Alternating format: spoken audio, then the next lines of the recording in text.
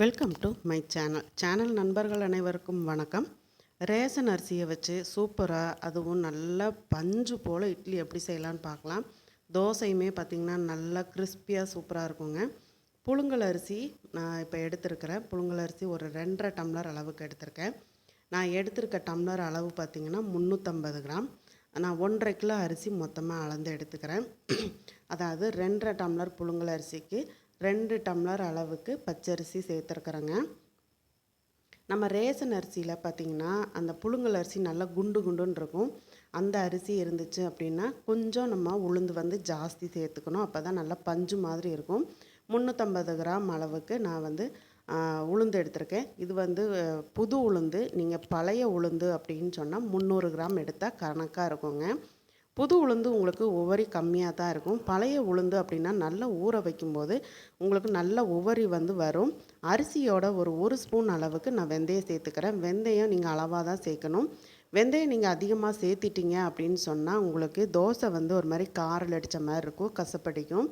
அதனால் நீங்கள் ரேஷன் அரிசியில் எப்போவுமே இட்லி தோசைக்கு மாவாட்டும் போது வெந்தயத்தை 1 ஸ்பூன் அளவு சேர்த்தா போதும். 1.5 கிலோ அரிசிக்கு 350 கிராம் புது உளுந்தாக இருந்தால் உளுந்து சேர்த்துக்கோங்க. பழைய உளுந்தாக இருந்தால் 300 கிராம் அளவு சேர்த்துக்கோங்க. 1 கிலோவுக்கு 200 கிராம் உளுந்து தாங்க கணக்கு.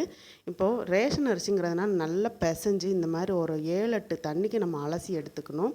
அலசி எடுத்துட்டு நல்லா அழுக்கெல்லாம் போனதுக்கப்புறம் தண்ணி ஊற்றி ஊற வைக்கணும். உளுந்தை வந்து ஒரு 2-3 டைம் நம்ம உளுந்து கழுவினா போதும். கழுவிட்டு அரிசியும் உளுந்தும் குறைஞ்சது ஒரு 6 மணி நேரம் ஊறணுங்க. அப்போ தான் அந்த ரேஷன் அரிசி வந்து புழுங்கல் அரிசி நல்லா ஊறி வரும். உளுந்துமே நல்லா ஊறினா தான் உங்களுக்கு நல்லா உவரி வரும். ஆட்டும்போது நான் காமிக்கிறேன் பாருங்கள். 350 கிராம் உளுந்து எடுத்துருக்கிறேன். நான் 2 தடவை தான் கிரைண்டரில் சேர்த்து ஆட்ட போகிறேன். அரிசியும் உளுந்தும் நல்லா 6 மணி நேரம் ஊறினதுக்கப்புறம் கிரைண்டரை கழுவிட்டு நான் ஃபஸ்ட்டு ஒரு பாதி உளுந்து நான் போட்டு ஆட்டிகிட்ருக்கிறேன். அந்த கிளிப்பிங் வந்து கொஞ்சம் மிஸ் ஆகிடுச்சுங்க, மன்னிச்சுக்கோங்க. இப்போ பாதி உளுந்தை கிரைண்டரில் போட்டு இந்த மாதிரி தண்ணி தெளித்து ஓரங்களை எடுத்து விட்டு அரைக்கணும். உளுந்து அரைக்கிற பக்குவம் அப்படின்னு பார்த்திங்கன்னா நல்லா பந்து மாதிரி வரணுங்க.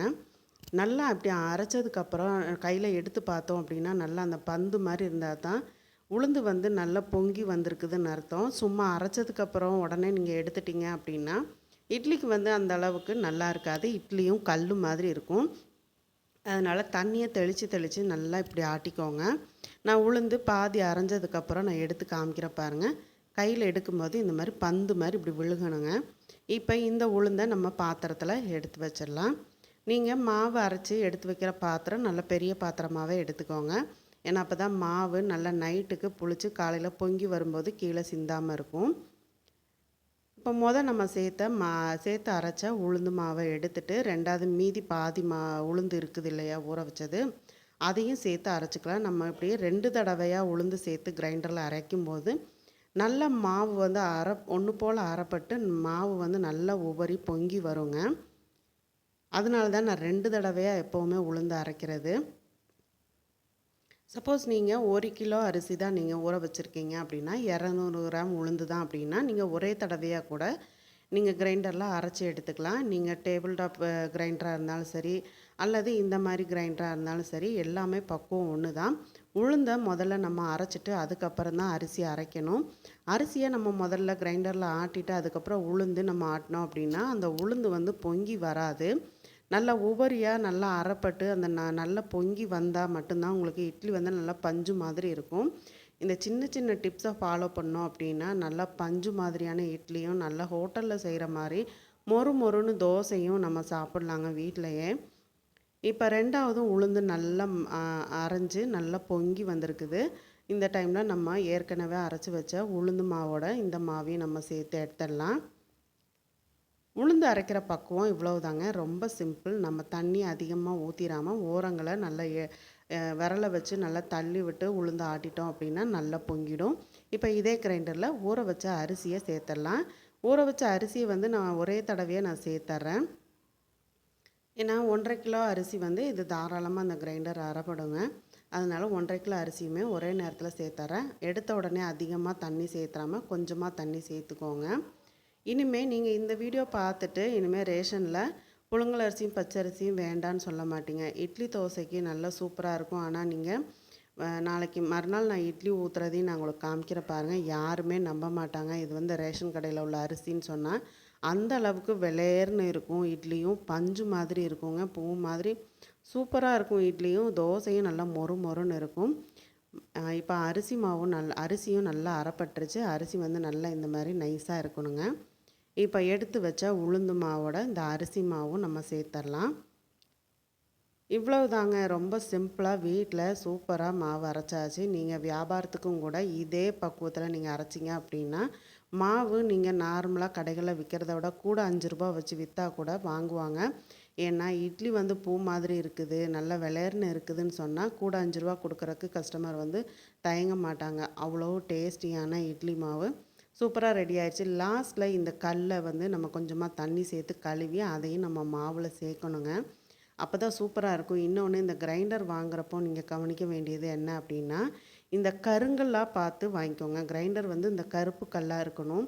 இது வந்து இந்த இட்லி மாவு அரைக்கிறதுக்கு வந்து ஒரு சூப்பரான ஒரு பக்குவம்னு சொன்னால் அந்த காலத்துலேருந்து இப்போ வரைக்குமே என்ன சொல்லுவாங்கன்னா, இந்த கருங்கல் கிரைண்டர் வாங்கணும், கருங்கல்ல ஆட்டாங்கல் வாங்கணும், கருங்கல்ல அம்மிக்கல் வாங்கணும்னு சொல்லுவாங்க. ஏன்னா அந்த கல்லுக்குன்னு சொல்லி ஒரு பக்குவம் இருக்குதாமாங்க. எங்கள் பாட்டி எங்கள் அம்மாலாம் சொல்லுவாங்க. அதனால் நீங்கள் வந்து கிரைண்டர் வாங்கும்போது இந்த கருங்கல் உள்ள கிரைண்டராக பார்த்து வாங்கிக்கோங்க. இப்போ நம்ம கிரைண்டரில் அலசி மாவு எடுத்தாச்சு. இதை வந்து உப்பு போட்டு நாங்கள் வந்து இட்லி மாவோட நாங்கள் நைட்டே உப்பு போட்டு கலந்து வச்சுருவோங்க. இப்போ நம்ம கிரைண்டர் கழுவின தண்ணியை மாவோட சேர்த்துடலாம். சேர்த்துட்டு உப்பு சேர்த்துடலாம். அதாவது 1 கிலோ அளவுக்குன்னு பார்த்திங்கன்னா உங்கள் கைக்கு 1 கை அளவு உப்பு கணக்காக இருக்கும். 1.5 கிலோங்கும்போது நம்ம கைக்கு உப்பு எடுத்தோம் அப்படின்னா 1.5 கை அளவு உப்பு, அதாவது ஒரு கையில், வலது கையில் மட்டும் நான் சொல்கிறேன். அந்த மாதிரி அளக்கணுங்க. இதுதான் உப்பு சேர்க்குற பக்குவம். உப்பு சேர்த்துட்டு நல்லா இந்த மாதிரி மாவை கலந்து விட்டுருங்க. ஏன்னா அரிசி மாவு அடியில் தங்கிடும். அதனால் நல்லா இந்த மாதிரி கரண்டி வச்சு கலந்து விட்டுட்டு நல்லா ஓரங்களெல்லாம் எடுத்து விட்டு மூடி வச்சிட்டோம் அப்படின்னா ஓவர் நைட் வந்து நல்லா மாவு புளிச்சு வரணுங்க. சப்போஸ் இதில் ஒரு டிப்ஸ் சொல்கிறேன் கேளுங்க. இப்போ உடனே உங்களுக்கு தோசை சுடணும் அப்படின்னு நினச்சிங்கன்னா தேவையான அளவுக்கு மாவு மட்டும் எடுத்துகிட்டு ஈனோ இருக்குது இல்லையா, சில சமயம் வாய்வு பிடிச்சிருச்சுன்னு சொன்னால் கடையில் ஈனோ வாங்குவோம்ல, அதை ஒரு பாக்கெட் கலந்து நீங்கள் ஒரு 5 நிமிஷம் விட்டுட்டு தோசை சுட்டு பாருங்கள். சூப்பராக மொறு மொறுன்னு வரும். இப்போ மறுநாள் காலையில் மாவு நல்லா பொங்கி மேலாப்பில் நிற்கிது, பார்த்திங்கனாலே தெரியும். சூப்பராக பொங்கி இருக்குதுங்க. இதுக்கு மேலே விட்டிங்கன்னா பொங்கி கீழே சிந்திடும். இப்போவும் நம்ம கரண்டி வச்சு நல்லா கலந்து விட்டுக்கணும். எதுனால அப்படின்னா உளுந்து மாவெல்லாம் மேலே இருக்கும், அடியில் அரிசி மாவு தங்கியிருக்கும். அதனால் கரண்டி வச்சு நல்லா ஒன்று போல் கலந்து விட்டுட்டிங்க அப்படின்னா தான் உங்கள் லாஸ்ட்டு மாவு தீர்ற வரைக்கும் நீங்கள் இட்லி வேக வச்சாலும் நல்ல பஞ்சு மாதிரி இருக்குங்க. ஃபஸ்ட்டு ஒரு தட்டு இட்லி நான் ஊற்றிட்டேன். மீதி மாவு அப்படி வச்சுருக்கிறேன். ஏன்னா காலையிலே காக்கா வந்து கரைய ஆரம்பிச்சிருச்சு. இன்றைக்கி எழுந்திரிச்சதே லேட்டுங்க.